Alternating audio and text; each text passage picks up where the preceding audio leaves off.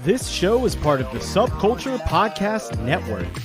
For pop culture and entertainment podcasts, go to bio.link/subculturepodnetwork. Prepare to be entertained.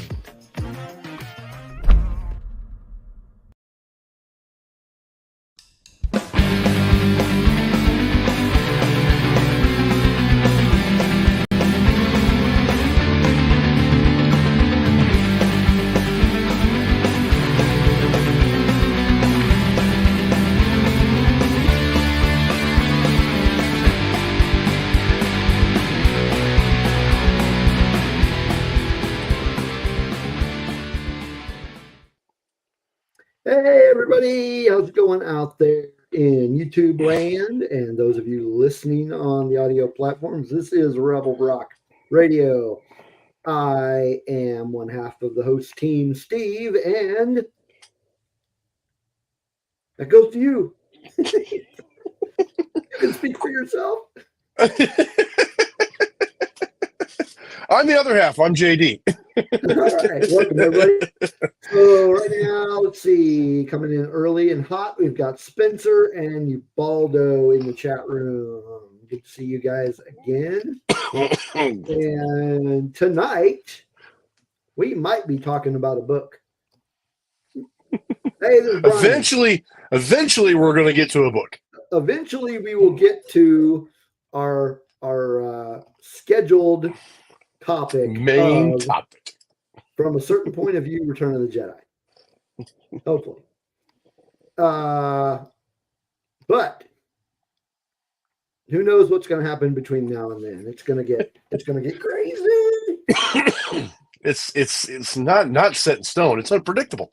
It's never set in stone. If you were here last week, you will completely understand. We didn't think we were going to make it to our main topic last week. We've pretty much established that doing things in too much of an order or with too much seriousness is boring. Yeah, that somebody else just popped in the chat room. It is NerfNet 2000. Hey, NerfNet. What's that? I said, hey, NerfNet. Yeah, I don't think I've seen them in the chat before. So I don't think I have. Welcome to the chaos that is Rebel Rock Radio. And before we go any further into the incoherent ramblings, we are going to go ahead and show you the rock portion of that Rebel Rock Radio. And we're going to play the first tune of the night. So, this first one comes to us from San Francisco, California. The name of the band is the Complicators. And they have a new album coming out here in the next couple of weeks. It comes out on February 2nd. Coincidentally, is my birthday. And that will be coming out via Pirate Press Records. And we've got a song from that album that we're going to play for you. So this is the Complicators with Blink of an Eye.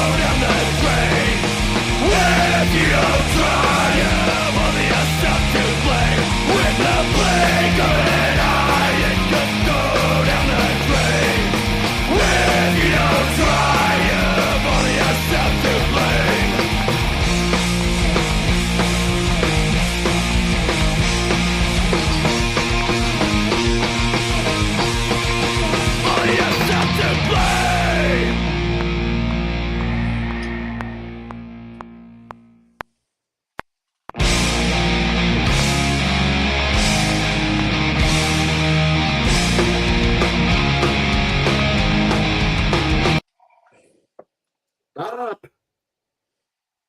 It was trying to keep playing. It was. Hey, keep it rolling, man. Rock and roll, man. It was trying to loop. They're telling me in the chat I need to pay attention. Like you've never watched the show before. Oh my God, people, that's so boring. It's boring. If it's not something wrong with it, I want to play it twice. Hey, Tina. No, I did not pay attention in science class.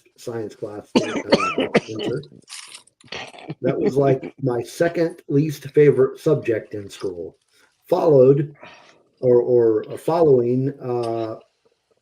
any math class. Yeah. And see, I'm quite the opposite. Math, science, and history were my favorites. See, history was my favorite. But I loved history. Yeah, Dragon Buddy is correct. If you think Steve should pay attention, you haven't been paying attention to the show. That is Amen. correct. Amen. Speaking of which, we got some newcomers. Well, not newcomers, but we got some new folks that popped up in the chat room while we were playing that song. Dragon Buddy and Tina popped in, so good to see you again. No, Spencer, math and science are not the best. I hated them. I was not a fan. Tina, anyway, I see your comment. That was the Complicators with Blink of an Eye, kind of a more straight ahead punk rock band. Good stuff out there. So they've got an album, self-titled album, The Complicators, coming out on February 2nd. So make sure you check that out. And I will have a link to probably their Bandcamp in the show notes whenever I get around to doing that. And then we're all talking about school now. Spencer says, I didn't like English class. I was fine with English class. It depends. If it was English grammar, no. English lit, no. I dug English lit. Grammar, no. English lit, I liked it because I like the older books and the classics. So yeah. I think my most difficult course in college when I originally went, like before I dropped out, was actually an English literature class. It was not because the material I didn't enjoy. It's just that the teacher, the professor, was really rough. He graded really hardcore. He was a mess.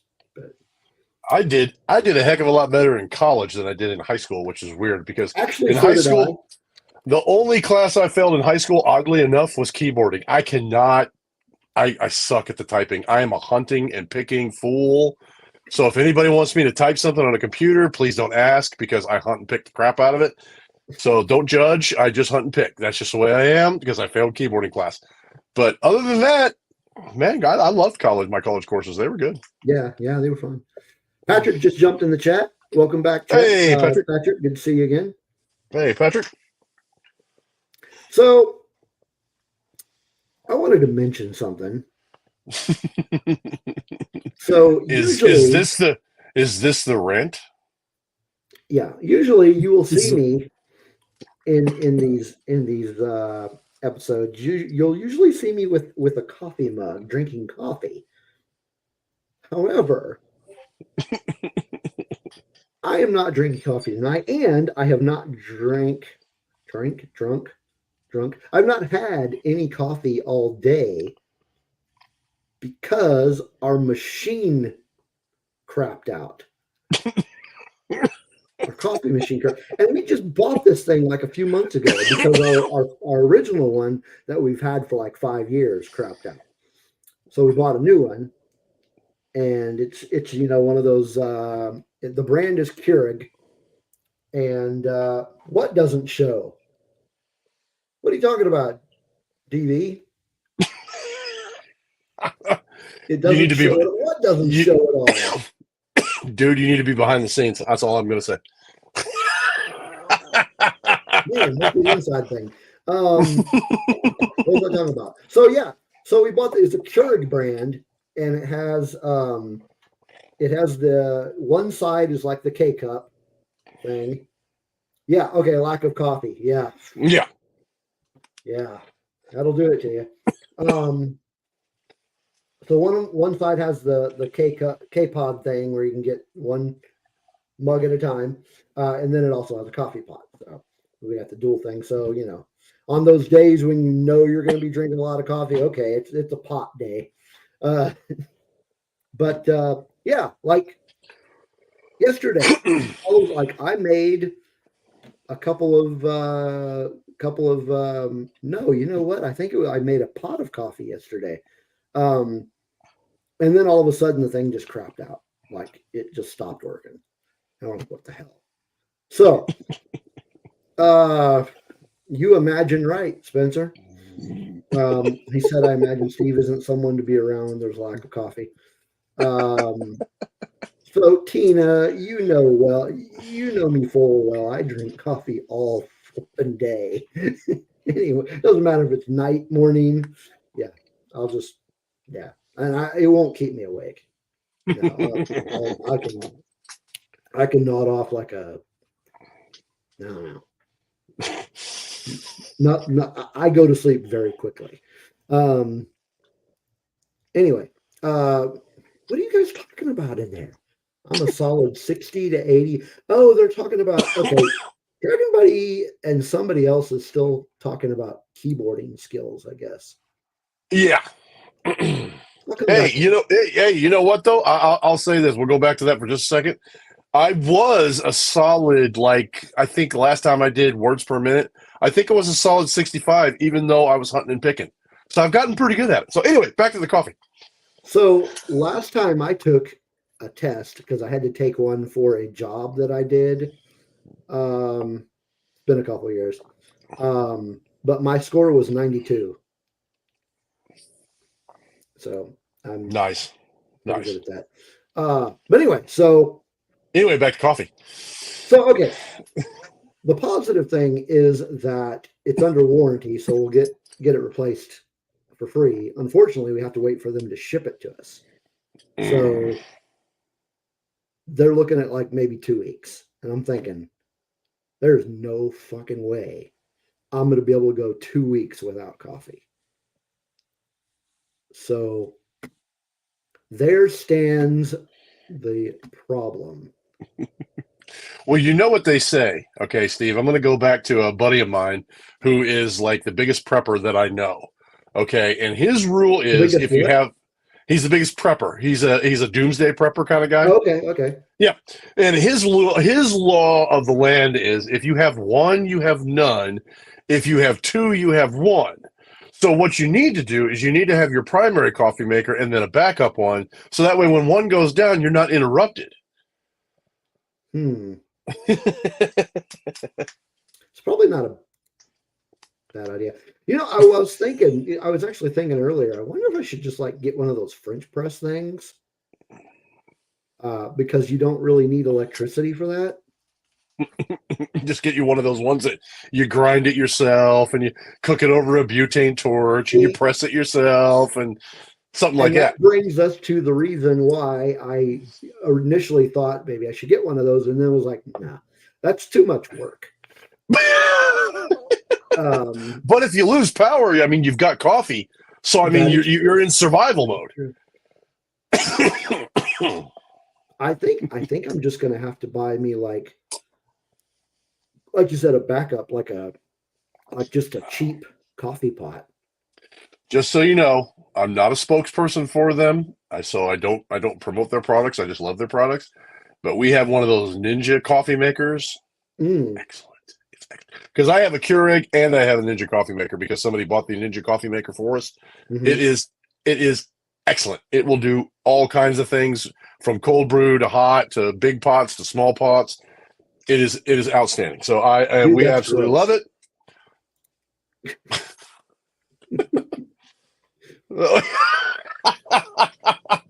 Just take a teaspoon and just gnaw on it. Stick it in your lip like chew and just suck on it for a while. That's what you need to do. That'll get you your fix. That is gross. No, I think once we're done here tonight, if the Walmart near my house is still open, I'm gonna have to buy and get, because I can't go without coffee. I don't want to see you 2 weeks without coffee, man. So if I need to, I will drive down there and I will bring you my spare coffee maker. If I need to, I can do that. I mean, I'm here for you, man. I help my friends out. That's right. Chicken gums. Pinch the chicken gums. That's the way to do it. Raw coffee between the chicken gums. Just take the beans. Don't even ground them up. Just stick them suckers in there and just suck on them. You'll be fine. Just rub the grounds on your gums like cocaine. Yeah, but you snorted up your nose. You're going to be in trouble. You're oh, my God. Don't even go there. No, don't even go there. No, but hear me out. Would that not give me the effect much quicker? What do you think, folks? Ladies and gentlemen, let me bend your ear for a second. This is when you know you have a problem. When you're attempting to snort something up your nose that you love so much because you need that fix, you have a problem. Say that like it's a bad thing. So it's already starting. Dragon Buddy has said this chat convo is relevant since we are reviewing the book. We're gonna get to the book. We swear. We promise. We will get there. We will get there. We might get there with 10 minutes to spare, but we will get there. If it's that bad, there may be a follow-up part 2 episode of this.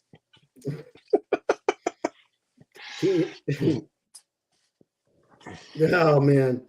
He says I used to love Coke but didn't like it when the ice cubes went up my nose. Yeah, I've never tried that. Tina says she's all for rubbing it on the gums.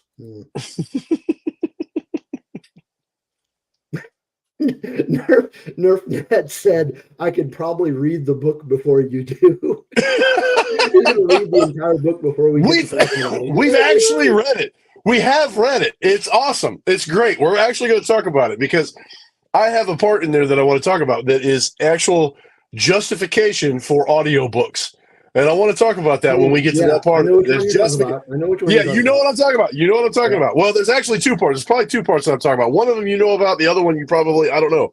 You might. But it's definitely my justification. Reading this book on audiobook is my justification for audiobooks because there was such a great performance in it that I want to hit on. So we are going to get to that, people. We are going to get to that. So Tina, is this something that you know of by first person perspective? Oh, how did we get to that? Oh, holy crap. How did we get to that? Coffee, but no.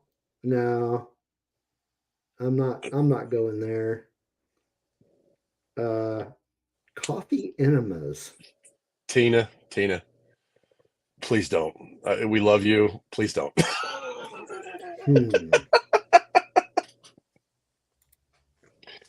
Oh, wow. That escalated quickly. But did it? No. Woo! It went from a coffee rant to coffee weird real fast. I myself have never had the juiced up enema, but they are a thing. Okay. So Tina does not know this by first-hand experience. I'm not gonna lie. As weird as it sounds, it's not that weird because everything is on the table these days. Everything. So, in response, Spencer, yes, I am thinking about it, but I am thinking absolutely not. But see, here's the problem with that idea, Spencer. I would still have to brew the coffee, which I cannot do right now. If I could brew the coffee, I would just drink it like normal. Of all the things on the list of problems with that statement of coffee enemas, that's the one, that's the one we come up with. That's the problem. I mean, if we're gonna go there, yeah, I don't know, Dragon Buddy. He says that it's 2024. If you're not putting weird things in strange places, are you even living? that has never been a true statement. I can't argue with that logic at this point. I'm 2023 was weird enough, and 2024, now that we're in that part of it, I'm waiting for just even weirder shit to come out. So I mean, now that we're past the pandemic, like you were saying, pretty much anything's on the table. Pretty much anything's on the table these days. So yeah, if anybody's shocked by things that people say anymore, it's because you're not paying attention. Because it's so. And so after what did we say? It was 4 years since we started the show. If by this time you think we're going to stay on topic, you have not been watching the same show. Well, we've remended it now. It's eventually we will get to the topic, but before there's all kinds of we always eventually get to the topic. But you have to filter through you have to navigate through the nonsense first, and we definitely have nonsense going on. So just throwing that out there. Just throwing that out there. So like I said, that is an interesting quote. As the ER staff states, nothing ends up your butt by accident.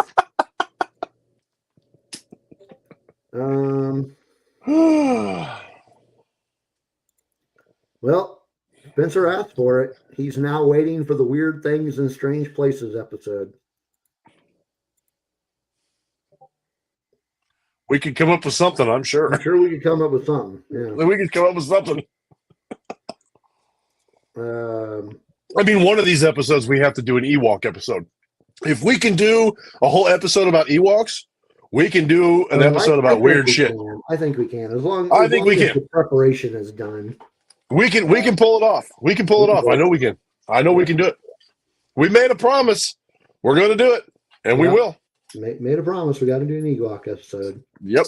I'm not saying it's going to be a positive episode toward the subject matter. I'll try to keep it positive. How's that? Yeah, Spencer, that ain't going to happen, and we're not doing a Jar Jar episode. I could talk to my girlfriend. She would love to do a Jar Jar episode because she loves Jar Jar. Tina, that is kind of a weird thing in strange places. So I think that is relevant. She once sprayed her armpits with hairspray because the can was next to my deodorant. That's just an honest. That's an honest mistake. That's not weird. That's an honest mistake.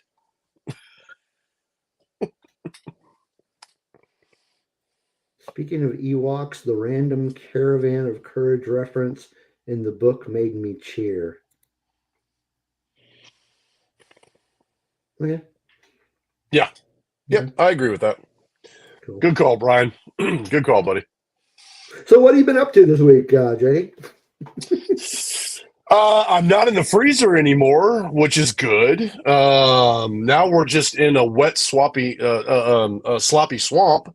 Crawling around in the mud at work, and just push it forward, man. Like I said, we're not in the ice box anymore, which is a great thing. The thing I've always said about Kansas in wintertime is that you get all of the downside of winter, but you don't get any of the fun. So how about you, buddy? How's things going with you on your end? No, it's going all right, other than not being able to have any coffee. Been going all right.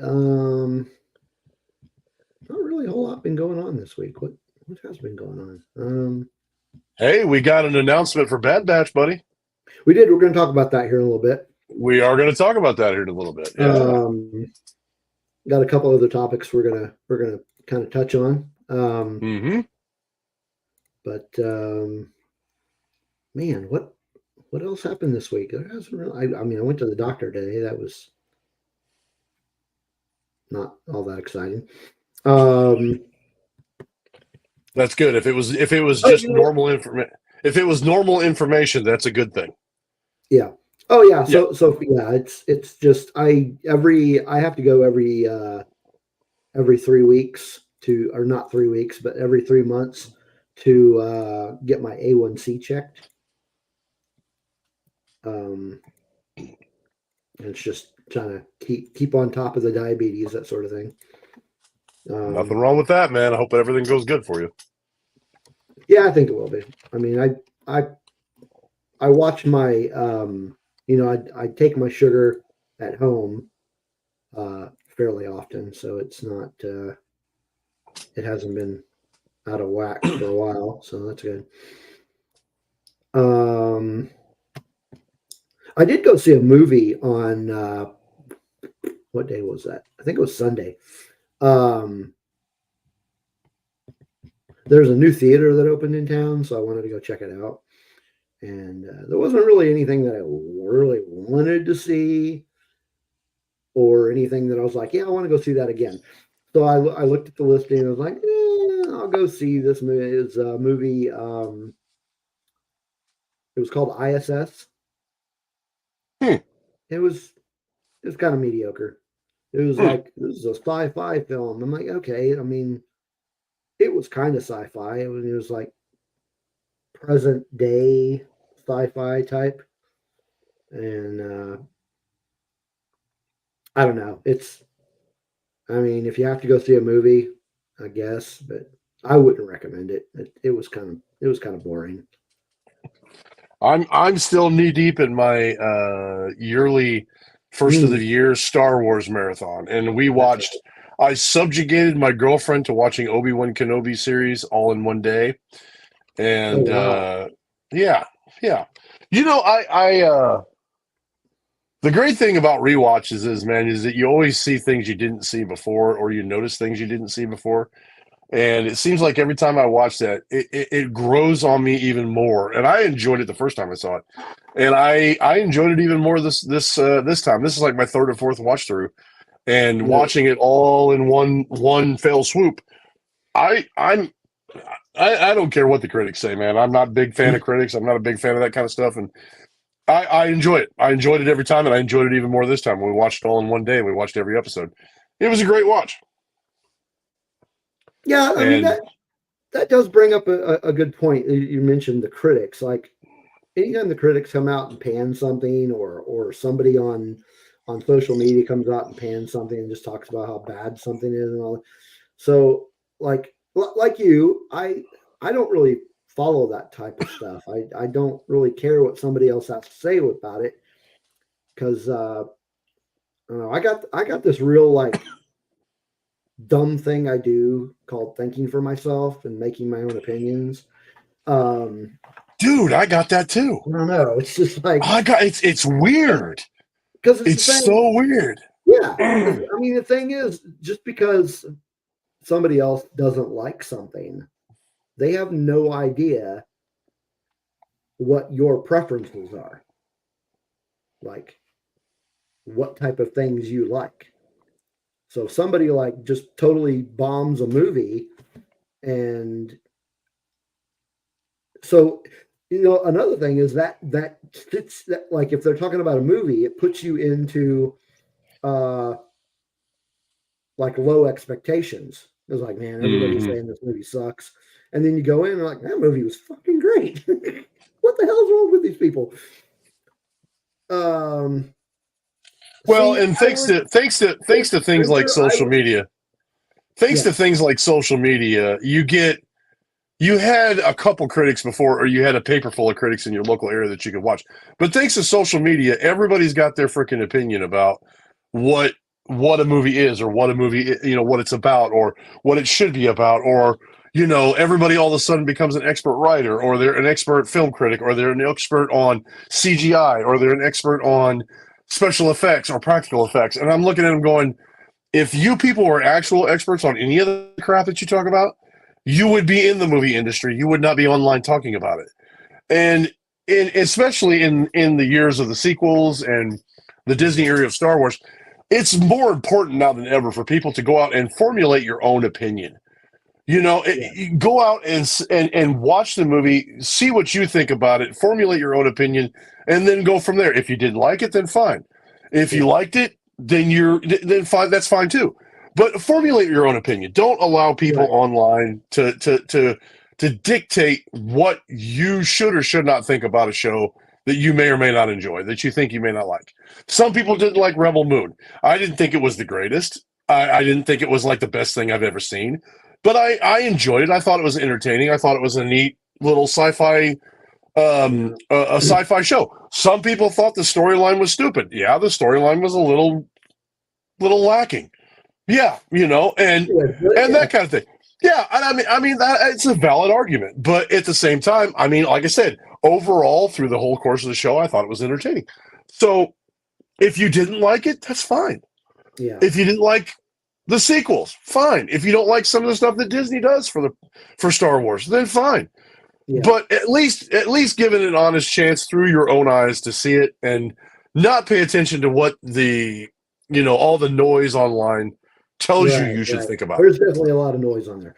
So, Spencer, I want to respond to what you said here. I have actually found from my perspective that the opposite is true. Spencer is saying that critics are typically more right than wrong, but there's definitely times where they're wrong. I have found the exact opposite. I have found that they're usually more wrong than they are right. And there are certain times when they are right. Let's take the Oscars as an example.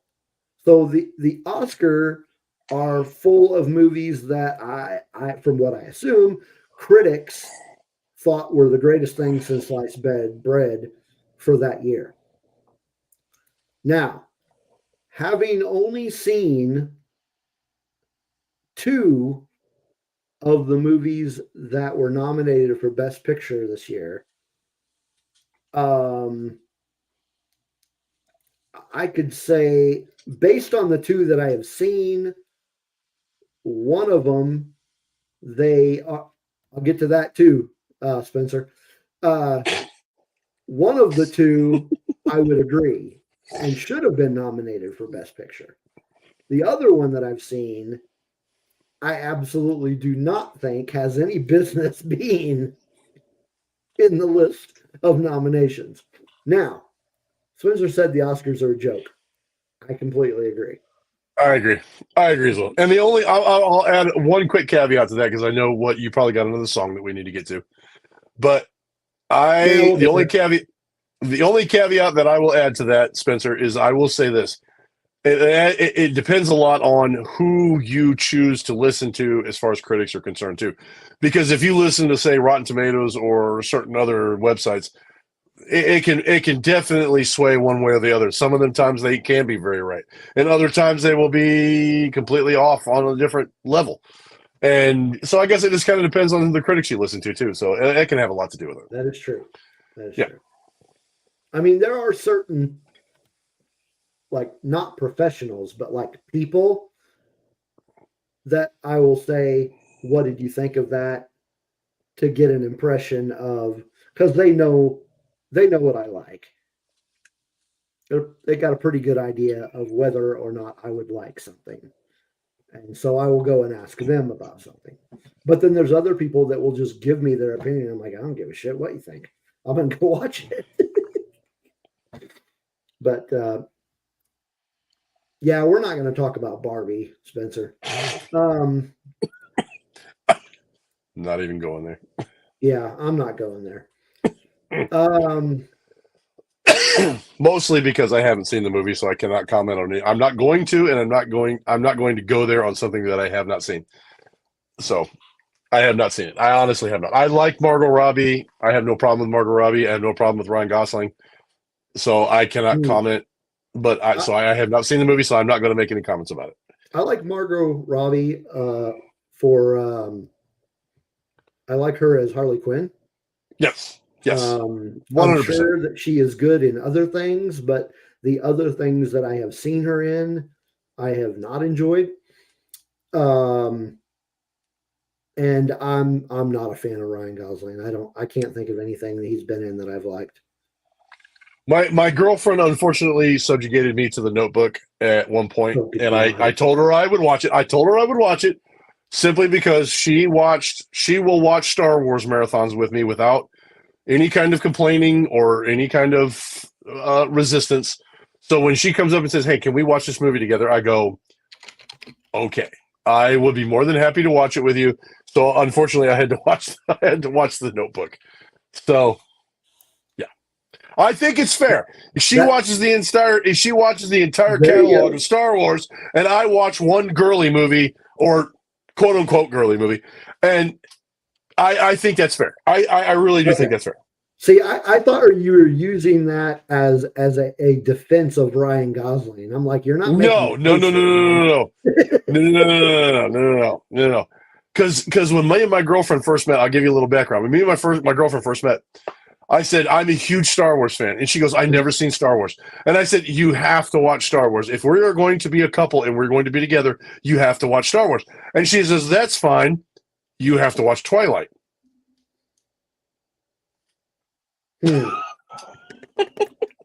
So. Oh, good Lord. Brian? What the hell are you talking about? Steve's really mad that Taylor Swift wasn't nominated for Best. That was off in left field. Off in left field, Brian. No, it's a Discord thing because for a while I had a ban on any Taylor Swift conversations. Oh goodness. Hold on. I need to look at the nominations again because they're saying that Godzilla was nominated. I do not see. It was not nominated for Best Picture. What was it nominated for? You're saying it was nominated, but for what? It was nominated for Best Visual Effects. Okay. Tina.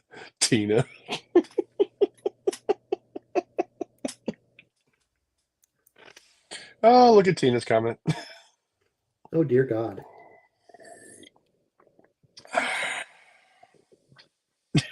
Wow. I'm going to take your word for that.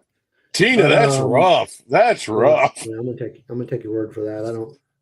I have lifted the band if you are interested. You are allowed to talk about Taylor on the server.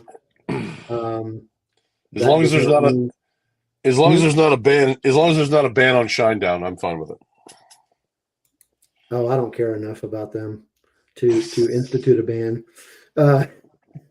Okay, so I'm not trying to commit sacrilege on anybody, but for anybody that doesn't know me, Shinedown is my favorite band. So okay, very good. Just saying, throwing that out there. So if you know anybody who's in Shinedown, you have free tickets, you know any kind of benefits, think of me. So out there, if you're listening and you have any free tickets or would like to discuss this further with JD, Dragon Buddy likes Shinedown. Yes, Dragon Buddy. Personally, I couldn't even name you one of their songs, so I don't know. But yeah, so you're going through your Star Wars watch through. I am actually currently going through my first watch through of Star Trek Voyager. Oh, nice. Never watched it before. I watched it. I watched that actually originally when it came out. Yeah, never watched it. Yeah, it's actually the only Star Trek show that before recently I had never seen a single episode of. But yeah, so I started that recently. I'm somewhere in season 2. As long as you remember it was made in the 90s, you'll enjoy it. Oh, I can totally tell. Yeah. Yeah, So, that's a pretty good now series. then, Rebel Rock Radio, where can you find us on the old social medias? There's one link that you can go to find us anywhere, and that is going to be rebelrockradio.com. That'll take you to all our socials. That will take you to our merchandise site if you want to buy some cool Rebel Rock Radio swag. And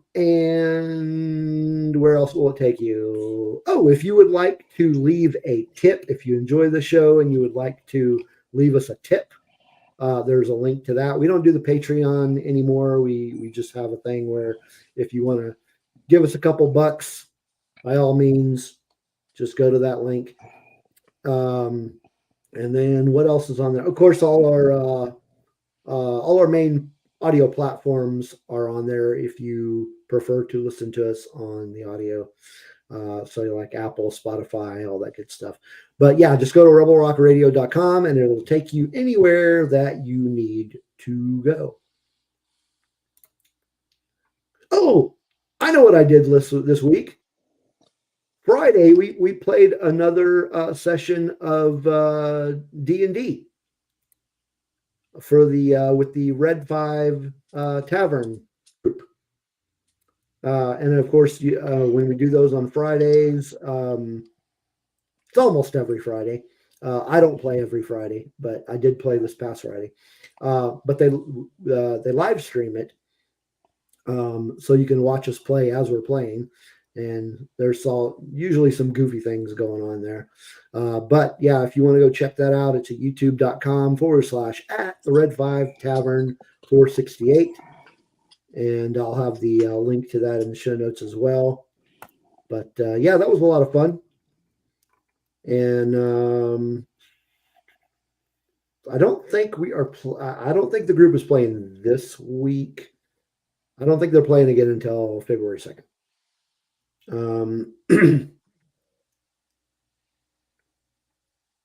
lost my spot. What was I talking about? Oh, I wanted to give a shout out to some podcasts that we enjoy, and just good people, and we like to watch their podcasts and their live stream and stuff like that. So I'm gonna go ahead and start off with a few. The Sidebar Cantina.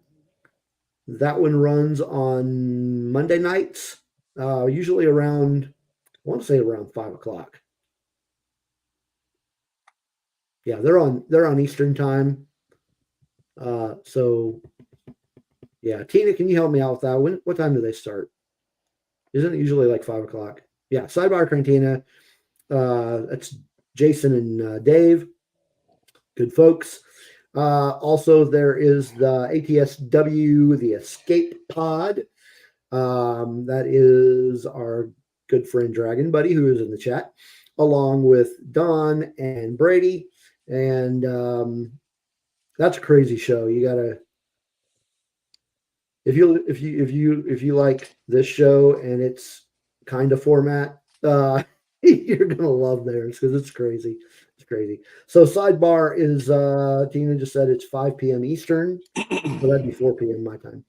And then the Escape Pod is on Wednesdays.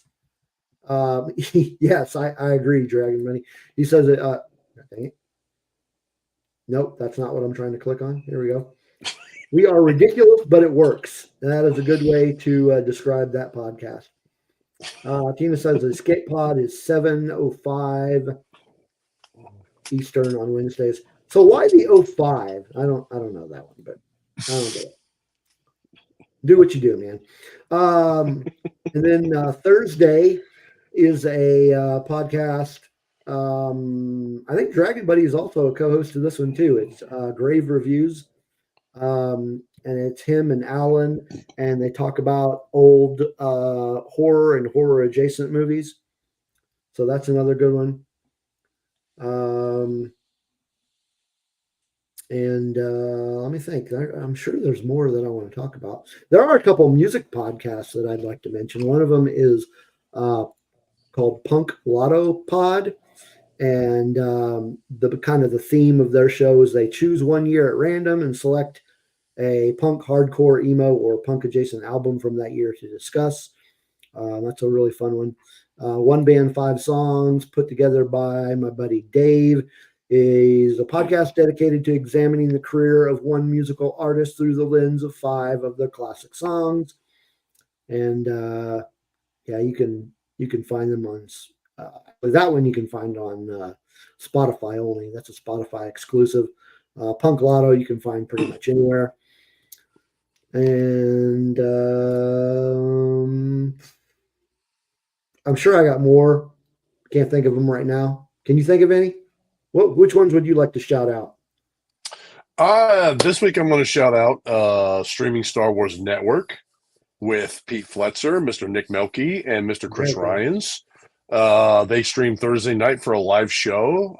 They switch from a Friday Force Connect to a Thursday night show that they do.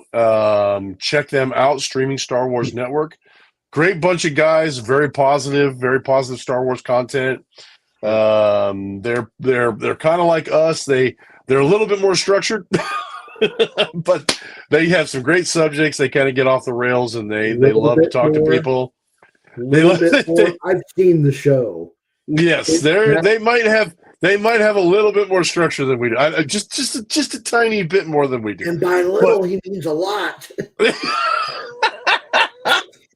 But I try to promote positive Star Wars content as much as possible, and some of these positive Star Wars podcasts and streams on YouTube, and Streaming Star Wars Network is definitely one of those. They are a good bunch of guys, and they love Star Wars. They love to talk about everything Star Wars. So check them out, and give them a like, give them a subscribe if you can, and interact with them if you can. Very good, very good. Oh, that makes sense. Dragon is talking about the 7:05 thing for Escape Pod. Live at 7:05. Okay, it rhymes. Good. Good. Yep. We're silly. That's us. That's the way it goes. Yeah. What is our What is our tagline? I think sweet jams and conversations about a galaxy far, far away and beyond. Yeah, maybe that needs to be updated. I don't know. It's good though for now. It's always an evolution. It is. Yeah.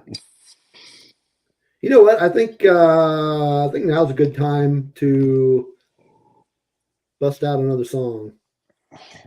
Amen. What do you mean by that? Would somebody set this guy up?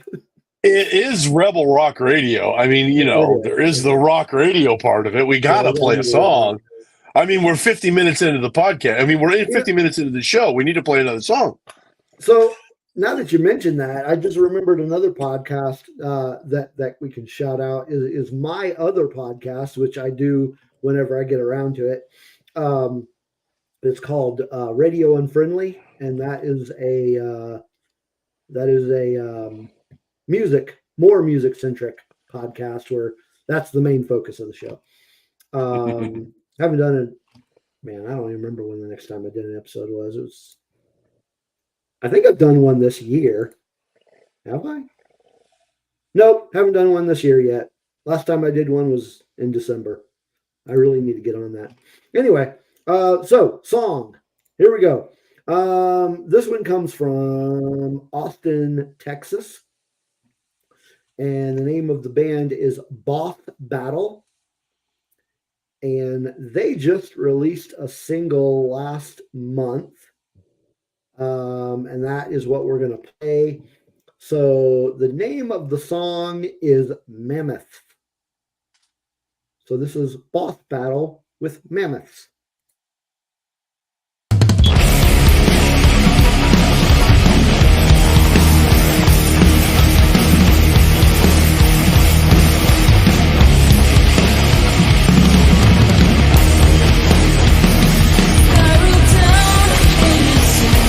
Trauma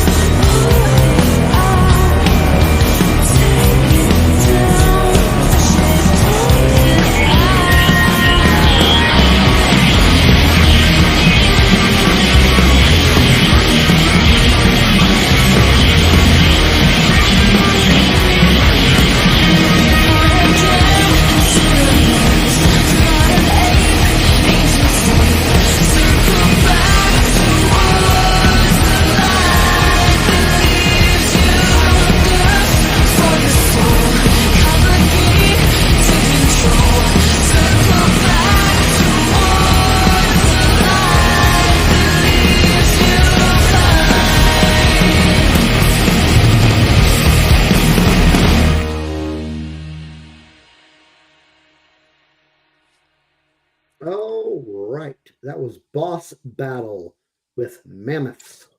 It's hard word to say. That was pretty good. Good stuff. What do you think of that one? If I'm honest, it was a little all over the place, but it was not bad. It was a little, just kind of it seemed like the rhythm and then the voice of it was a little all over the place for me. But it wasn't bad. It was pretty decent. Yeah, I liked it. Alrighty. What else did we have? Oh, you know what? We've got to do our picks of the week. Yes, sir.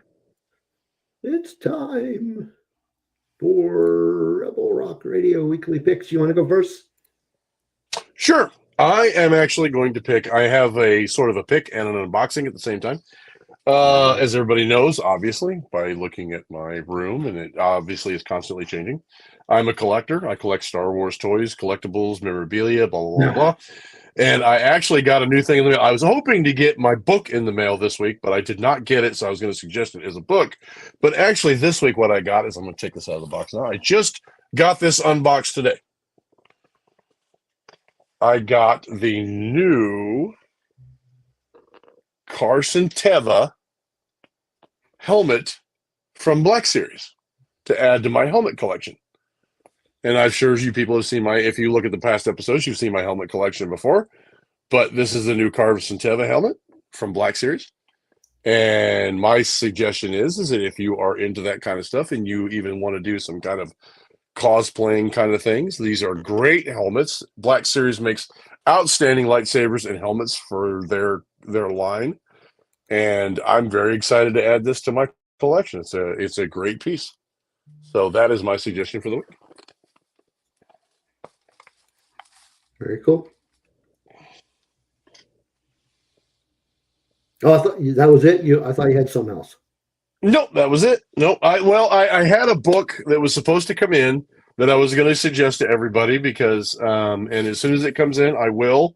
It is in reference to the High Republic. As soon as I get that book, I will make a suggestion on it to everybody to check it out if you get a chance. And but I'm waiting for that to come in so I can show everybody, the pages and some of the pieces in it. And as soon as that comes in, I will be sure to suggest that to everybody.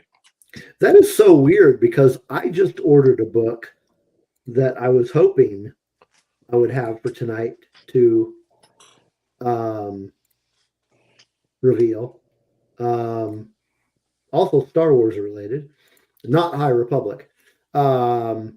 But it's not here. It's not going to, according to Amazon, it's not going to get here till tomorrow. So, bummer. There are days, I'm not going to lie. Thank you, DB. That is an awesome piece. I love that piece. I love the helmets. They're great. Some of them I can't fit on my head. Some of them work just fine. I'll be honest with you. If I now that I have the collection that I have, there are days where I wish that I had stuck to things like just helmets and lightsabers because those are my favorite things in my collection. But alas, I did not. So I have this to deal with.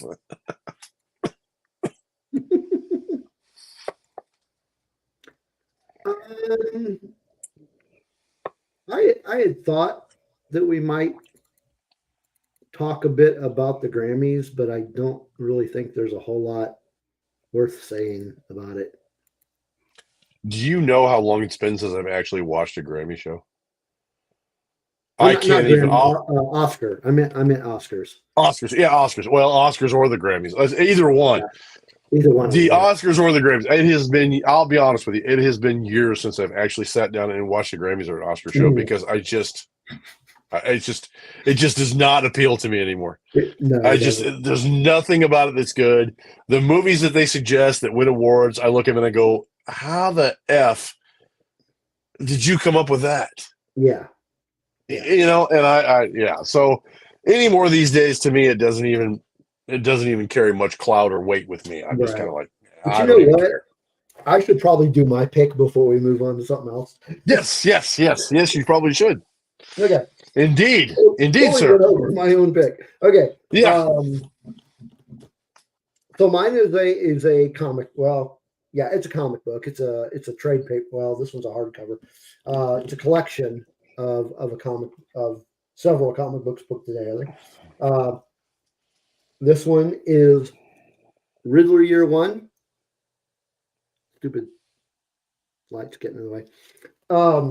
So it is a prequel to the Batman movie that came out a couple of years ago. Was that last year? No, that was 2022. It's a prequel, and it's the year up before the year before the events of the movie, from the perspective of the Riddler. And interestingly enough, the guy that played the Riddler in that movie wrote the book. I wrote the comic. So Interesting. It is a very interesting book. If you liked the Batman movie and liked the character of the Riddler, I would definitely suggest that you check it out. It's interesting. It's interesting too because it kind of goes along with our topic, because certain point of view is written from the perspective of other people who witnessed the events of Return of the Jedi. So this is like a prequel to him, and he's reading it from his perspective. So it's kind of interesting. It's kind of cool. Yeah, it's very, very cool. But yeah, it's a very good book, and I definitely suggest that you check that one out. There was something else I was going to talk about. I can't remember what it was. Oh yeah, I was saying that probably nothing that we really have to say about the Oscars, but there was something that we got a couple days ago that I think is worth talking about. And let me just pull up a little image here to give you an idea what I'm talking about here. We got trailer for Bad Batch Season 3. An official announced date. And an official announced date. So we're going to get it on February 21st. So I'm assuming you've watched the trailer. Yes, I have. Okay, good. Okay, so here's the thing. I have watched the trailer. I think Asajj Ventress is a very interesting character, and I'm speaking specifically on her because obviously she was the reveal that everybody was talking. I mean, that's been the big turning point or the big talking point about the trailer. Mm-hmm. Now, I'll be honest with you. I have not read Dark Disciple. Now, it is part of my collection. I have not read Dark Disciple, but I know something a little bit about the events because I've read somewhat of a summary about the events. And from what I understand about it, if you have not heard, supposedly she's supposed to be deceased by this time. But spoiler alert. Sorry, spoiler alert. My bad. It's part of our off the rail conversations. If you don't expect it by now, then just yeah. So, but from what I understand, the information that they've given out is that they are not going to retcon Dark Disciple in any way. So it'll be interesting to see how she plays into the new season of Bad Batch. Yeah, that was something I was gonna bring up. Like, so she shows up, and she shows up, and that was cool. I was like, oh man, that's gonna be awesome. But yeah, I have not read Dark Disciple either. It's on my list. But yeah, how are they gonna do that? Because yeah, she's dead. But as we know, in Star Wars, nothing ever really dies. Except maybe. And that's the thing about it is not reading Dark Disciple. The manner of her death, I don't know. I honestly I can't answer that. I can't answer how she died, the manner of which she died. So is it one of those things where it was a mysterious death and it was kind of one of those cliffhangers of, Yeah. did she really die, or was it one of those things where her death was staged, or blah, blah, blah, blah? Nobody really knows. Well, people probably know, but I don't. And I admit that freely. I don't know that for certain. So it may be one of those situations where I'm going to have to watch the show, or I'm going to have to try to squeeze in the novel before the show airs, so that way maybe I can see it. Which means, I mean, just to kind of get some context, just to kind of see what's, what really is going on there. Yeah. So okay. So I'm gonna look at our schedule here coming up in the next few weeks. So the show comes out on the 21st.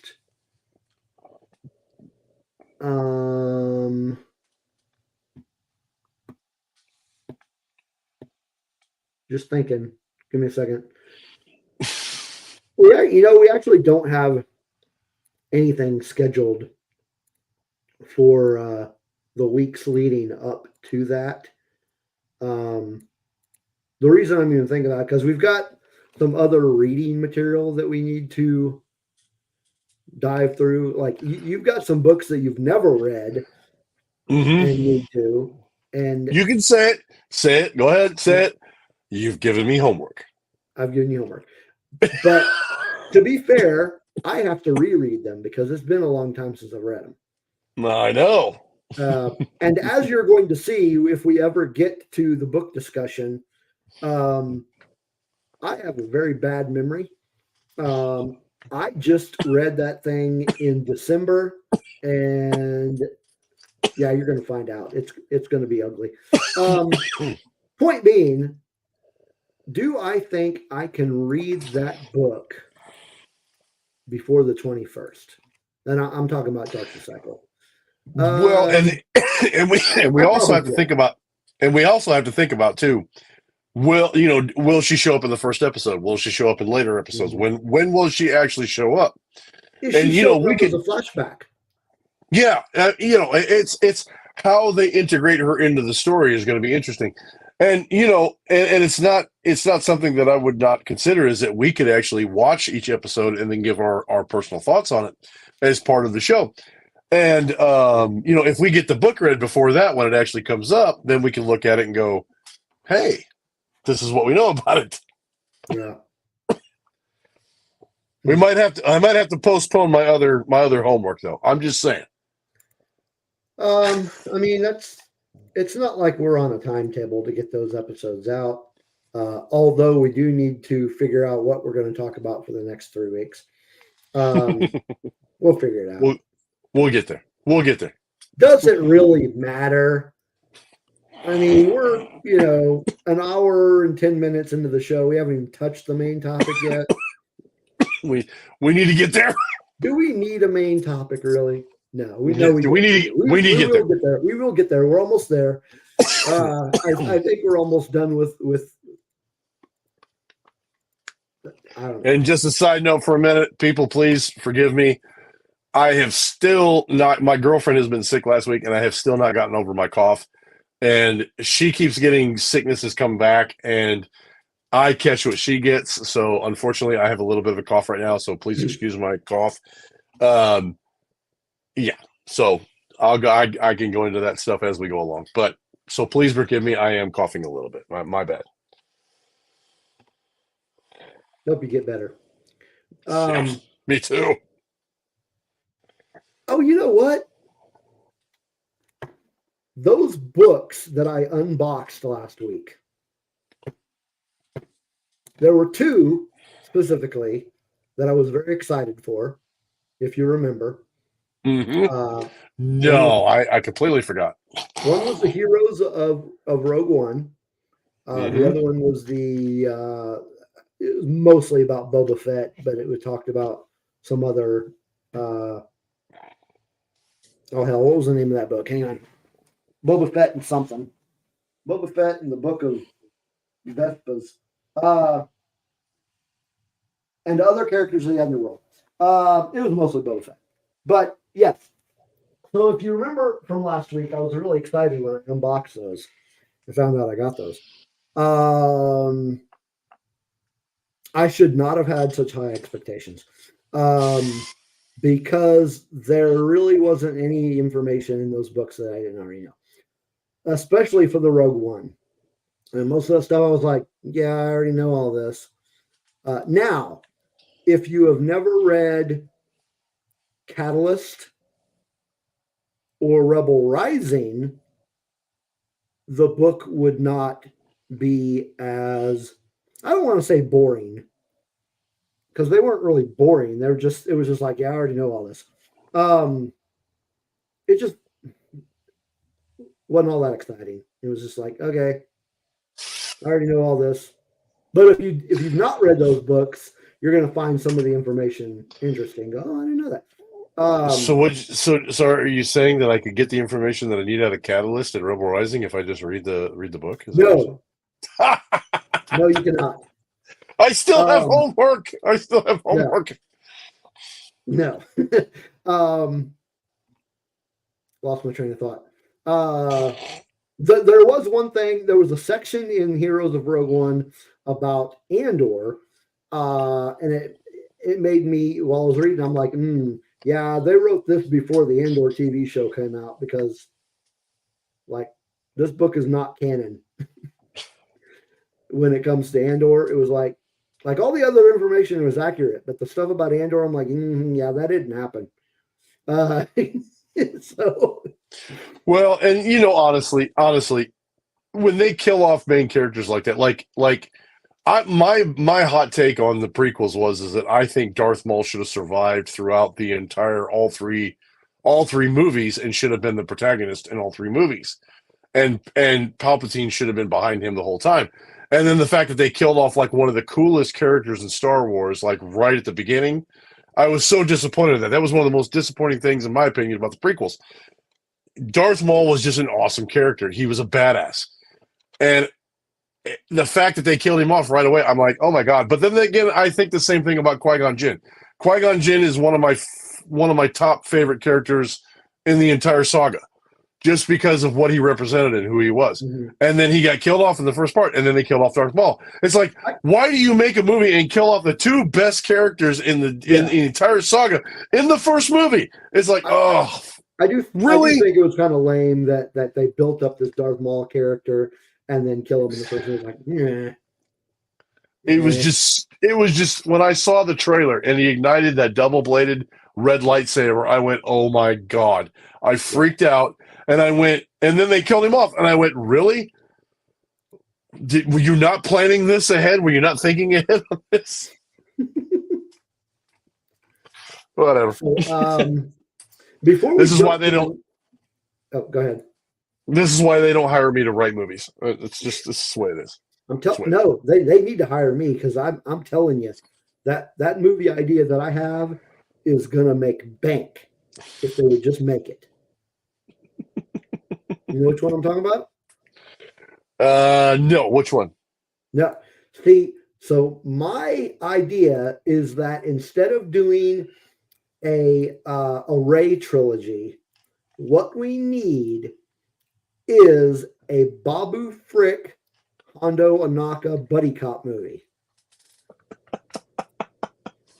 I would actually pay to see that. That would be comical. Now, okay, hear me out. Throw Jar Jar in there, and I think you would have the three amigos of Star Wars. I could see that. See, here's the thing, though. That would kind of blow the idea for the awesome. Yeah, the title that it was either Tina or what was it, Dragon Buddy, that came up with it? It was one of them. The name of the movie would be Frickin' Hondo. Frickin' Hondo. I like it. Yes. Let's do it. You can still put Jar Jar in there. Just call it Frickin' Hondo. All right. You can still put Jar Jar in there. He would just be like the pinata of the whole thing. Yeah. Okay. So it was Dragon Buddy that came up with the name. So they'll have to let him in on some of the cash that I make from writing this this movie, which if they don't at least give you a slot in What If Star Wars edition, I don't know where they're going with this whole thing. There you go, Dragon Buddy. We've got it. Add Jar Jar and John Williams does the score. Yes, telling you, man. Telling you, make money. Money, bank. The story would be very well connected because it's me writing it, but anyway, okay. Go ahead. No, go ahead. Do your thing. Before we get to the next and final song, I did want to just give, you want to call it a shout out or a in memory of. She's not in the chat with us tonight, but she is very active on our Discord. Dina, her one of her kitties passed away suddenly today. Cat's name was Baby. She came home from work and just for whatever reason the cat was gone. She wasn't sick, just it happened, and it's very, very sad. So my thoughts go out to Dina and their family and the passing of Baby. I have cats, horses, dogs. I've had cows. I've had all manner of animals before, and I always treat them and always respect them as family members. And when you lose one of them, it's such a sad event. So, Dina, our thoughts, our prayers, our heart goes out to you and the loss of one of your family members. So, yeah. I remember when our cat, the only time we have ever had one cat time was Murphy, because he didn't like other cats, like just hated other cats. And yeah, he passed away a couple of years ago, and that hit us pretty hard. But now we have 5. So that's right. That's right. Tina, animals are family. And if you do not think that pets are family, you probably should not own a pet. I completely agree. I completely agree. I love my horses. Buddy. Look at there. I love animals more than people. I agree. I love my horses more than I do people. I sometimes I really do. Yep. My horses have always been my best friends and my buddies. So yeah. Heart goes out to you, Dana. Yes, ma'am. All right, we've got one final song to play. This one comes from. Oh crap! I did not write down where this band is from. Stand by. It's a glitch, but it's normal. Please don't be. If I was prepared, it wouldn't be Rebel Rock Radio. If you come to this show expecting preparedness and function, and you're at the wrong place. You're at the wrong place. Oh, okay. So the reason I didn't write it down, I just realized, is because they are from various locations. It's not like this band is not based out of one area. It's members from different places. The name of the band is Ghost Work, and they have an album coming out in March 8th,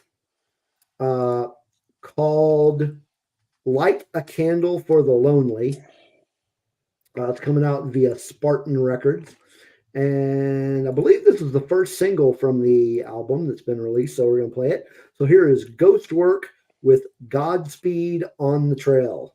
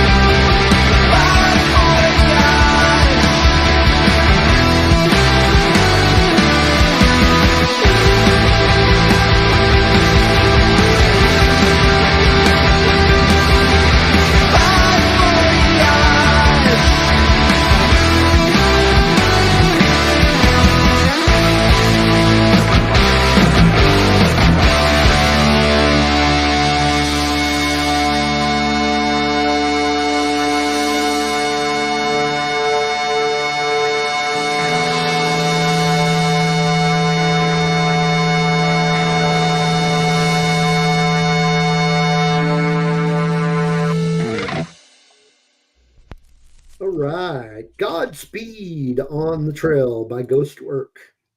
That was a good one. I like that one. Good. Had a kind of an indie 90s, I don't know, almost Echo and the Bunnymen kind of feel. Yeah, I liked it. Good stuff. I liked it. So go check that out. They got an album coming out on March 8th. All right. We're almost an hour and a half into the show. Now we can start talking about the book we were going to talk about.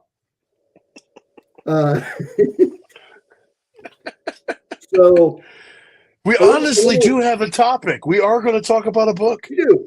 So a little backstory here. Didn't we both start reading this about the same time? We did. Okay. So I was listening to the audiobook, and I do not have a manual labor job. So I was pretty much just sitting at work listening to that while I worked. So I got through it much quicker. Because, you, JD, just really didn't have a whole lot of time you don't have the kind of time that I do to sit and just listen to audiobooks. So background on me, people who don't know, I work for the energy company in my local area. I'm a foreman for a line crew, and during the day, I work anywhere from 8 hours to up to 24 hours a day. And with the recent ice box that we've been dealing with, I didn't have a whole lot of time to do that stuff. So I try to listen to it when I'm traveling from job to job, when I'm traveling from outage to outage. And so it took me a little bit more time to read it. So I finished it a little later than you did, so it's a little fresher in my mind as opposed to you. That was the point I was getting at. The point being that it's a lot fresher in your mind than it is for me. Yes. And everybody knows how great my memory is. So without further ado, we are going to talk about Return of the Jedi from a certain point of view. Now, I actually had this book on pre-order as soon as it was announced. So I had it pretty much the day it came out, but it took me forever to get around to reading the thing. And so I had the book, like the physical book, and I'm like, okay, I'm going to read this. And then I ended up just listening to the audiobook. Now, for those of you watching and are listening, I had intended to do a quick skim through of some of the chapters that I wanted to discuss, but I didn't get around to it. So, where do you want to start with this thing? First thing I will say is that here's a little background of something that people may not know about me. I actually, quote unquote, read all of the Harry Potter books, and I read them all on audiobook with the exception of the last book. And I caught a little bit of crap because me and my girlfriend go back and forth about the Harry Potter books. She read them, and so did my daughter, but I read them on audiobook because of my busy schedule. And this book, to me, is a justification for anybody who thinks that audiobooks is something that you might be interested in to get a little bit more reading, to get a little bit more information about books that you read. This is definitely, for me, this is a justification for it, because some of the audio performances in this that we'll get into here in a little bit were outstanding performances, audio performances. And I'll speak about one in particular. And you really get the idea of, there's two in particular I think we're going to talk about. One of them is just funny, hilarious. It's great entertainment. And one of them is just a great performance by a guy who everybody, if you know anything about Star Wars, if you know about people who love Star Wars, if you know about people who play Star Wars characters, this guy, he is one of the guys that not only does he love to play Star Wars characters, but he is a Star Wars nerd. And I'm speaking specifically about Sam Witwer. He is an outstanding guy. He is a Star Wars nerd. He loves Star Wars. He's all about Star Wars. And he's one of those people, in my opinion, that he kind of sits in the background of those people who, in the Disney era, he not only cares about Star Wars, but he loves it so much that he puts He puts everything he has into it. And if you've been to a Star Wars Celebration, including the last one, you can see how much he puts into it and how great of an actor and how much of a voice in Star Wars he is. And he was a part of this book, and that is my justification for audiobooks. If you get a chance to read this audiobook, you have to read the chapter that he's included in. Mm-hmm. Definitely. Yeah, I know which one you're talking about as far as the let's just jump into it. Yeah. The one that you're referring to that I really don't think the story would have the same impact to me if I had just read it. Mm-hmm. And the one I'm specifically referring to is My Mouth Never Closes by Carly Jane Anders. And that was just pure entertainment. I'm sorry. It was. That was pure entertainment. The thing I love about this book, and this is something in the overall review of the book, the great thing about the book is that you get to see some of your favorite Star Wars movies from different perspectives of characters who are in the movie or who are part of it that you would never think would have a perspective on the events of Return of the Jedi. And for those people who don't know, they wrote one on Empire Strikes Back. Now, I have not read that yet, and it's on my list. I've got a huge freaking list of books that I need to read. Yeah. But Empire Strikes Back, from a certain point of view, is also a thing. But this being my favorite Star Wars movie of all time, spoiler alert,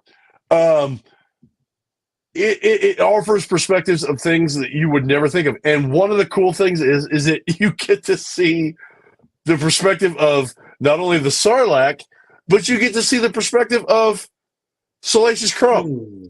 You get to hear things from his perspective. Impromptu book idea.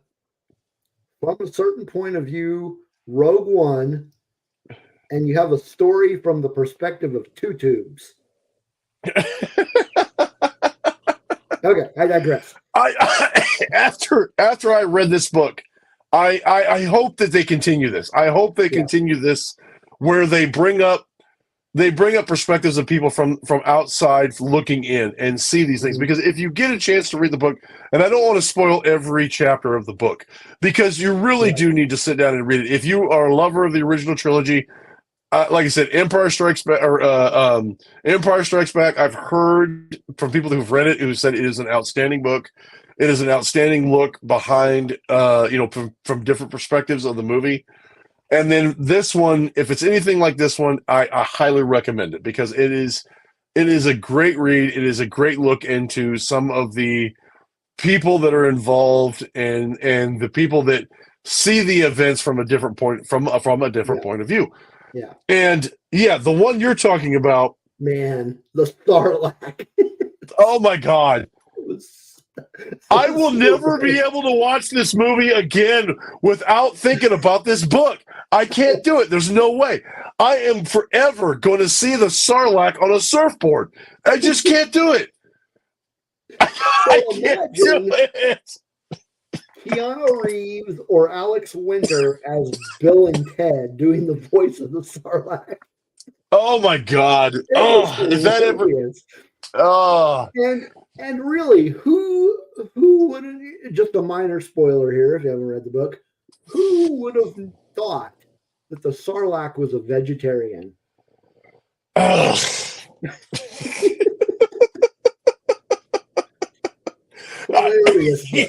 You're talking about him being a vegetarian. I'm talking about him. Who would have thought of the Sarlacc as a surfer guy? Fair, yeah. I mean, who would ever thought it? I do not think of Jimmy Buffett beach bums, and pineapple drinks and the Sarlacc in the same sentence. Got some. See now I'm thinking the audiobook would have done very well to have some Jimmy Buffett playing in the background. Oh my God! If they'd have been playing Margaritaville when he was saying, "Please stop putting things in my mouth, dude." Can you? I mean, that's like a Saturday Night Live episode, dude. It's freaking weird. I gotta say that of the whole book, that's my favorite chapter. Just because of the entertainment value. I had quite a few that were my favorites and my honorable mentions, and definitely the Sarlacc chapter was right up there. I mean, it was, and just because of the comedic value in thinking of the I never knew I wanted to be. I never knew I wanted to be in Salacious Crumb's head. But when I'm in the Sarlacc's head and I'm thinking about beaches and surfing and, dude, don't do that, man. That's not cool.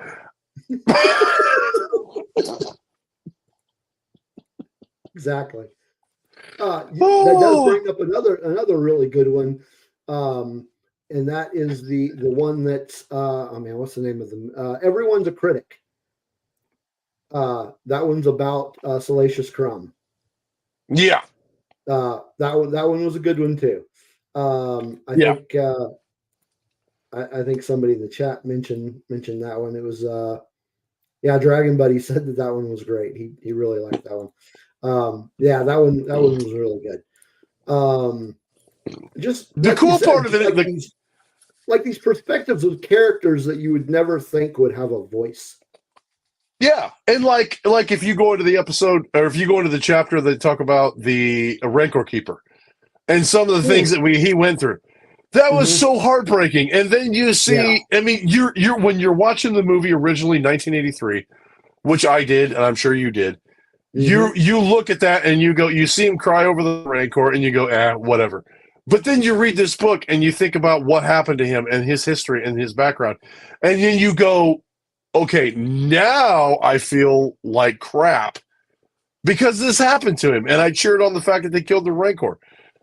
And then you watch like Book of Boba Fett, and you see what happened with him, and there was a trainer, and what he had to go, and and some of the interactions there with the Rancor.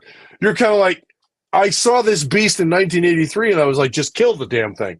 And now you kind of look at it and you go, oh my God, I feel terrible. I feel terrible about the whole thing.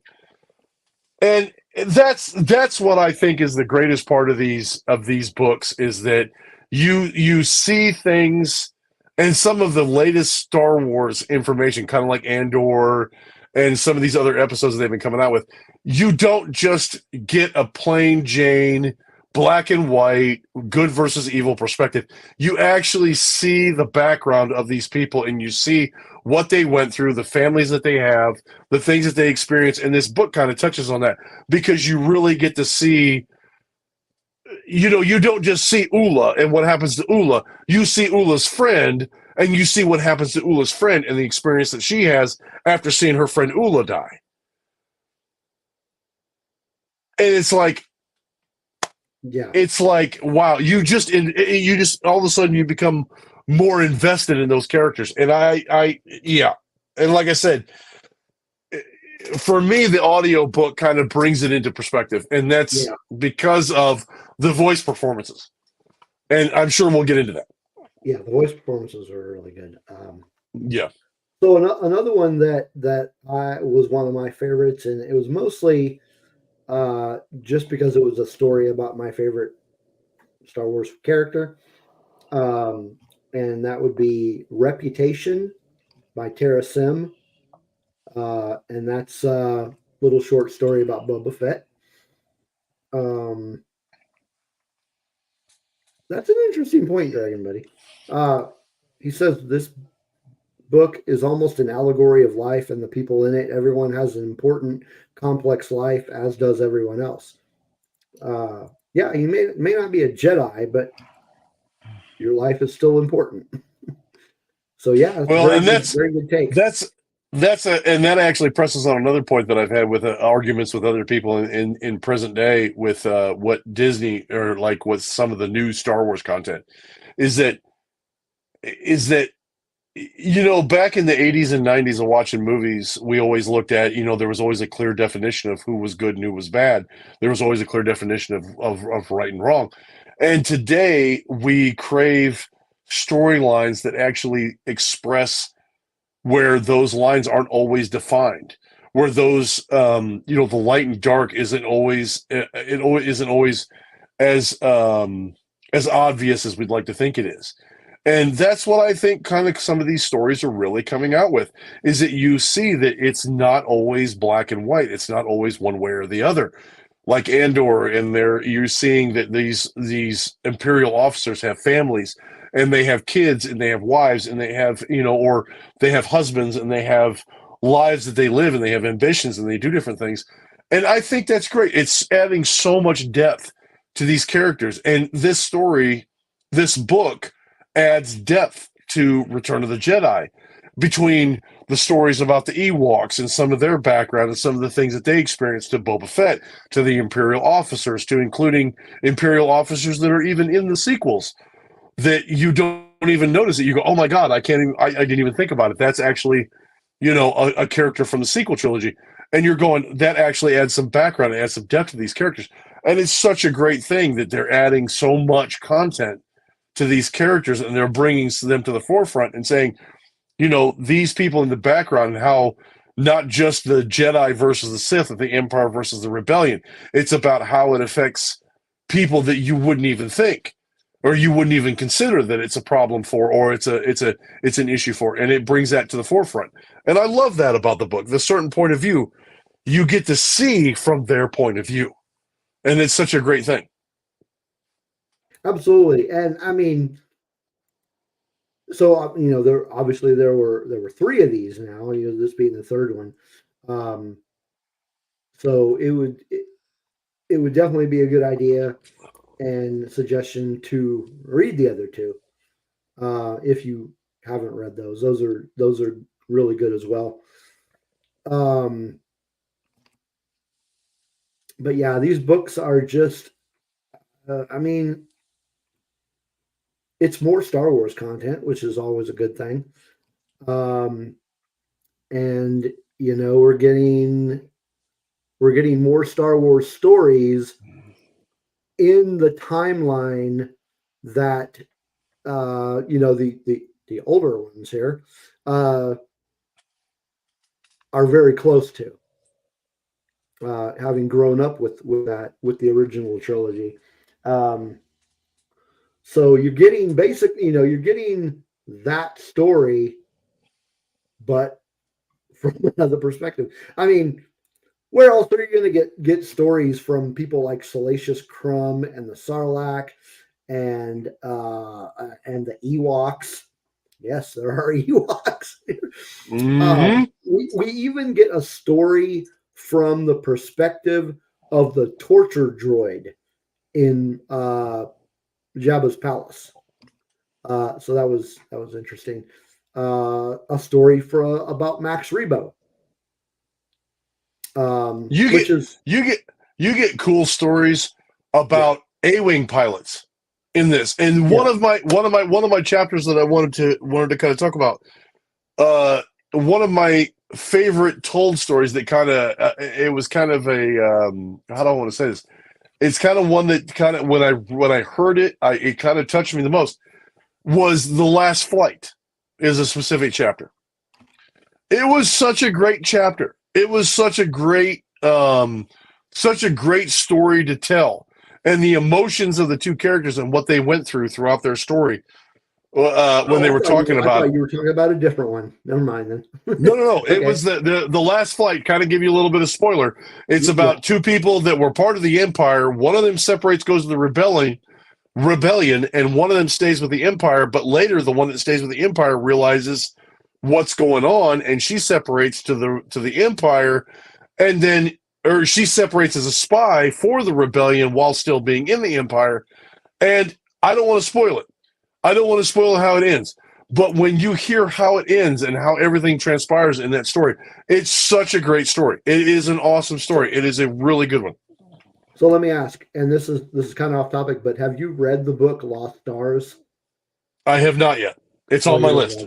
It's on my list. I love that. It's on my list. Yeah. No, and that's the great thing about it is that you get to see things in this book that you wouldn't you see these background characters, especially like for me being my favorite movie of the trilogy or of the saga. You get to see these people, and you think of when I see these characters originally, you go, I don't even know about them, but you actually get to hear background stories about Max Rebo and the band and the people that are in it. You get to hear background stories about some of the troopers and the people that you see. You get to hear some of the background stories of the people that was in Jabba's palace. You get to hear stories about the rebellion, and you get to hear the main characters' stories, but you get to hear them and see about them through somebody else's eyes and through somebody else's ideas of what's going on. And it's so great because it gives it a whole new avenue to look at. And that's such a great thing. And that's what I love about the content that they're giving us is that you've seen that movie. If you've seen that movie, you've seen it one way, and then you read something like this, and then you see it from a whole nother perspective. And it's so great because then you watch the movie again and you go, I've heard that person's backstory. I've seen what they went through. I know about that character. And it gives Sarlacc. Yeah, stop putting things in my mouth. Dude, I don't like it, man. I don't like these things. I just want to sleep, dude. Yeah. No, when you mentioned pilot, I thought you were talking about going to talk about the buy-in, which is the story of Nora Wexley. Yeah. Who, if you aren't familiar, Nora Wexley is actually the mother of a character that we see later in the sequel trilogy. Mm-hmm. She's the mother of Snap Wexley, yep. Who is played by what is that guy's name? He's been in a bunch of stuff. Let me find it here. He's actually Grunberg. Yeah, he's another one of those guys that he not only is an actor in Star Wars, but he is a Star Wars nude, kind of like the guy that plays Carson Teva. If you have not looked up his background, if you've not seen interviews with him, he is one of those guys that he not only is an actor in the movies, but he is one of those people who has been actively, one of the Star Wars nerds, one of the many, one of us.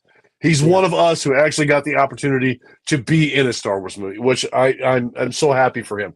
I'm so happy for him that I got to do, and I love his character. He's great. I love Snap Wexley's character. Yeah. I was so sad when I saw him, his unfortunate demise in The Rise of Skywalker. But he's one of those guys that he just died a hero, and I'm so glad to have him as part of the Star Wars movies. Yeah. Now his character, I felt a little bit, I don't want to say attached, but for lack of a better term, kind of attached because he was a focal. Is that the word? He was a focal character in the Aftermath trilogy, which takes place before the sequel trilogy. So it was like to finally see him in the sequel trilogy, and then like you said, it was a little bit more impact when he bites it. But that's the cool thing. It's like the final flight. When you hear about these characters, you hear what they went through, you hear about their relationships, you hear about the people in their lives that meant the most important, and then you hear, like I said, I don't want to spoil it, but when you see the conclusion of the chapter, you will understand that it's so impactful. It's so impactful about what happens to these people and their stories. And these people that you think are just sideline and not so much, mainline characters, and then you see how it affects them. It reminds me that these stories actually are not just black and white. It's about, it extenuates the human condition, and it's.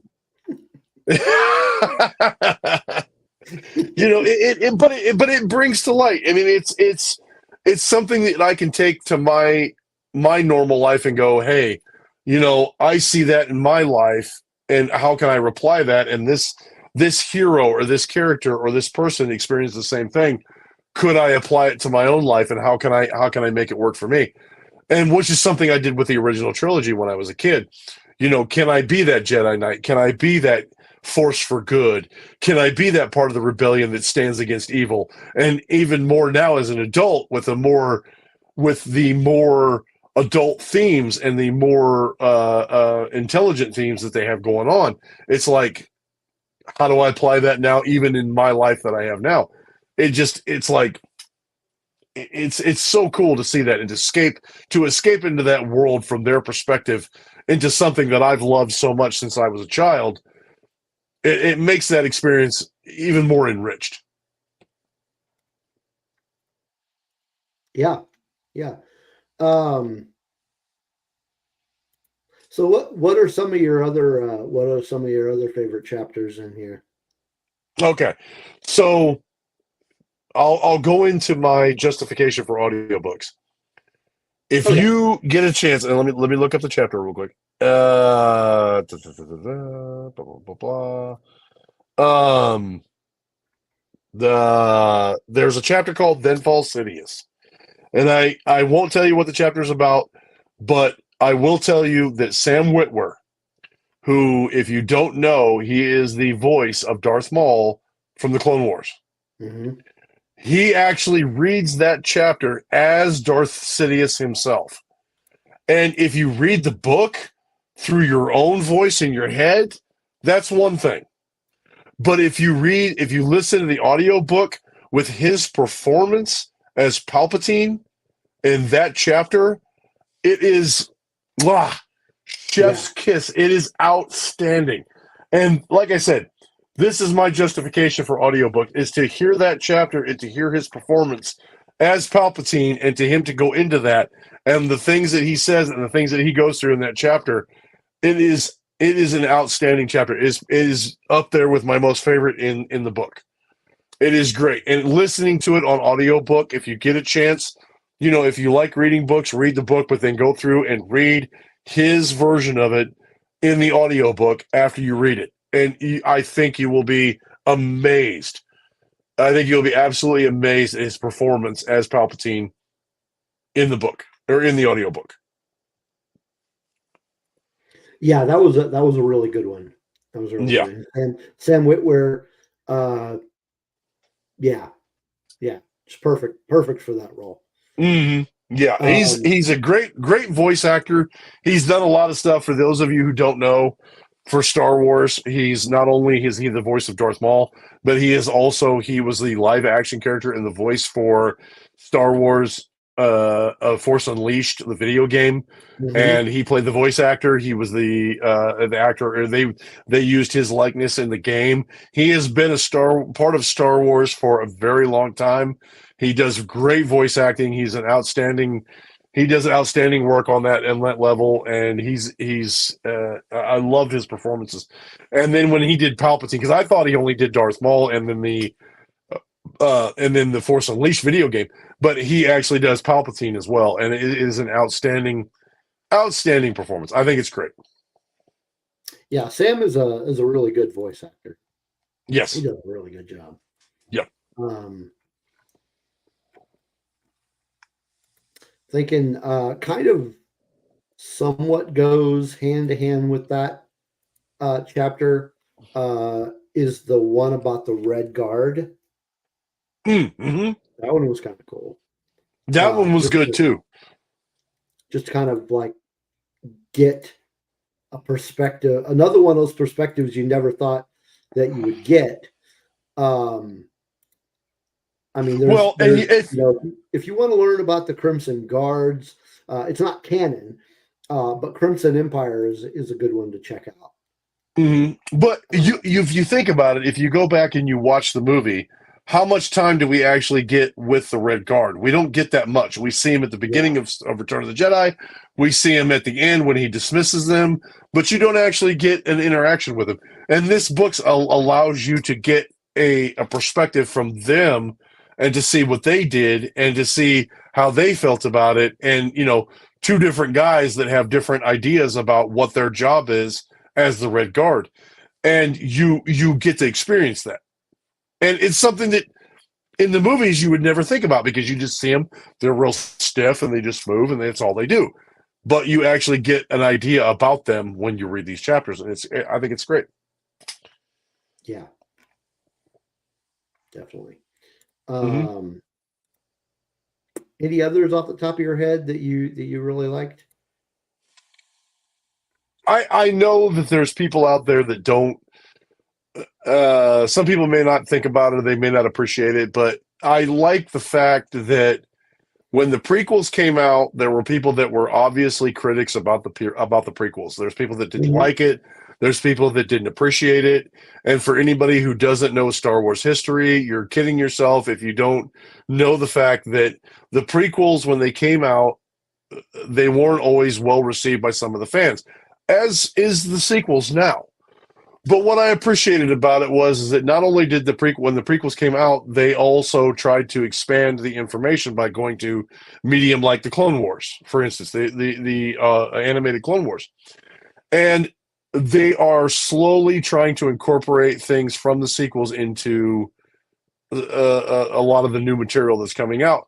And if you've got a chance to read the book or you get a chance to read the book, there's a character in the book that is in the sequel trilogy. So you're getting more background characters. You're getting more of those people that are put into place. And I think that's a great thing. I think that expanding on the information from the sequels and putting more of that into canon through other medium will help seal some of and help bring to light some of the things that, kind of some of the mistakes that they made with the sequels. Because even though I like the sequels, I do admit I'm the first person to say, yes, there were some mistakes made. But I think that if they do something Clone Wars style, where they continue to add information into it, I think we'll get a lot of those gaps filled in, and it'll make more sense. Now, maybe not for the average moviegoer, but for all those of us who talk about Star Wars every week and who live and eat and breathe Star Wars, any information that expands on the story is good information. Yeah. In my opinion. That's my opinion. That's how I feel about it.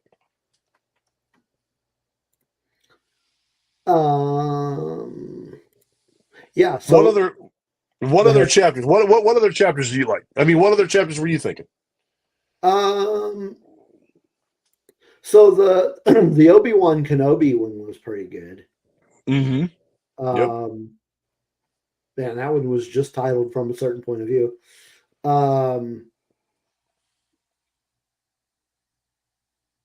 Oh man, there was another one. I'm trying to remember what it was. It was pretty cool. I definitely think in this book, I'll give you a little Brotherhood. Yes. Yeah, that one was good. From the perspective of Anakin Skywalker. Mm-hmm. That was good. Because I've always been a Sebastian Shaw fan, but hearing it from his perspective in that was pretty cool. I like that. That was neat because it kind of gave a background of what happened to him after after his passing, he passed and he passed into the Force. Yeah. It kind of gave a perspective on that, which is cool because you've had people online that say, well, how come Anakin became a Force ghost right after he passed away? Well, now you get an idea of how that happened. Yeah. Yep. And I definitely think that we should bring some of these chapters up when we do our Ewok episode. Because there's some pretty good there's some pretty good Ewok episodes. They're pretty nice. Yeah. Yeah, those were interesting. Yeah. Like I said, when you get into those insignificant moments in Star Wars, or those significant moments that you didn't think there was a background to, and then all of a sudden you're like, wait a minute. Now there's more to that story. Now I understand it a little better. You're going, oh God.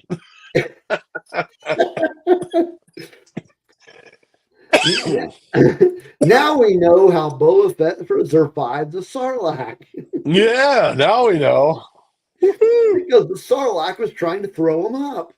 Dude, I don't like meat. I want vegetables. What the hell? But I mean, honestly, going back to that story is so interesting. Like, to know the backstory of the Sarlacc. Like, not just that particular Sarlacc, but the Sarlacc in general. You're just like, huh. Until you read this book, you never know that you wanted to actually understand what's going on inside the Sarlacc or Salacious Crumb's head. Exactly. You didn't know it until you read this book, and then you go, okay, unfortunately, now I know. You know what really made me feel bad about Salacious Crumb, and maybe not even just him specifically, but his species, was that scene in The Mandalorian when they're cooking one of them, got Yeah. it roasting on the spit, and the other one is in the cage watching it transpire, and you're like, damn, that's cold hearted. And then now you actually get to hear things from his perspective. It makes it even worse. Yeah. Yeah. When you realize that they're basically cooking a sentient being. Mhm. Yeah, And for those who are listening, if you think we're spoiling anything, we're really not. We're really not spoiling anything. You really do need to read the chapters or listen to the chapters, and you will get a better perspective because there's more information than what we're telling you. It really does go into a lot of depth. There's really a lot going on in this book. I mean, Yes. there are. Let me see. I'm gonna. Well, does it tell me how many stories there are? 40. So there are 40 short stories, 40 different authors, 40 different characters, 40 different perspectives. You get, just to name a few, you get the torture droid from Jabba's palace. You get you get one from Bib Fortuna. You get the Rancor Keeper. You get Boba Fett. You get Salacious Crumb. You get Size Noodles. You get the Sarlacc. Mon Mothma, Lando Calrissian. There's a lot. Fighter pilots, Emperor Palpatine. Yeah. You get you get perspectives from just about everybody who would be considered a sideline character, but now they're at the forefront, and everything gets shown from their perspective. It's great. All the characters that you didn't care about until now. Now you have to listen to what they have to say, and it really is. We make fun of it. We make fun of the Sarlacc surfer dude. We make fun of a few things, but it really is a great read. It is fun, and it really does. If you care about the original trilogy and you love the original trilogy, it really does add things. It really does put things in a different perspective for you, and it's outstanding. Yeah, and I mean, I've got to reiterate that story is probably my favorite of the whole book. The Sarlacc. Yeah, the Sarlacc one. The Sarlacc, yeah. Yeah, that one is just. It's so entertaining. It's so entertaining. It's great. And yeah, man, I think that's all we got. So this is the first time that we've done a book discussion on Rebel Rock Radio in its entire. Oh man, I'm not sure if I've got the math right, but I want to say it's been 4 years. Yeah, it was 4 years in November, so never done a book discussion. I like Tina's comment. Tina, if you've read the book, I don't know if you have or not, but that is it's an awesome comment. Tubular, man. Totally. So yeah, we've never done a book discussion before, but we have more coming. Hopefully, if your co-host is diligent, we will have more of them to come, and we will add more perspective from that angle. Yeah. We will. Yeah, definitely. just a matter of when. Yeah. So next week we don't have anything scheduled, so we will probably. I mean, yeah, we'll have a main topic figure it out before next Tuesday. But so I want to thank everybody for hanging out with us in the chat.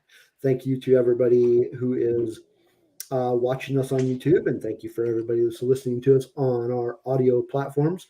Again, if you are listening on YouTube, make sure that you smash that like button and subscribe and comment, do all that good stuff. And if you're listening to us on the audio platforms, please leave us a rating and review if possible. And thanks for listening and or watching, and we'll be back next week. Have a great night, everybody. Have a great one. Bye.